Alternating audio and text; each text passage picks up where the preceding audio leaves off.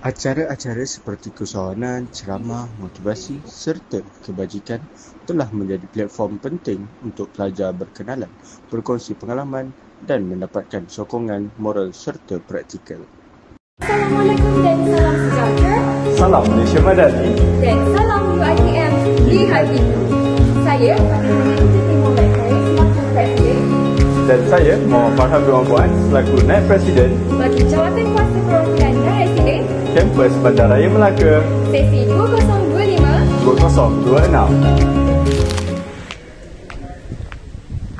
Jawatan Kuasa Perwakilan dan Residen atau JPNR merupakan sebuah persatuan universiti yang terdiri daripada 3 orang penasihat iaitu Encik Samsuri bin Ahmad Nazari, Encik Isham bin Abidin dan Dr. Basira Roni.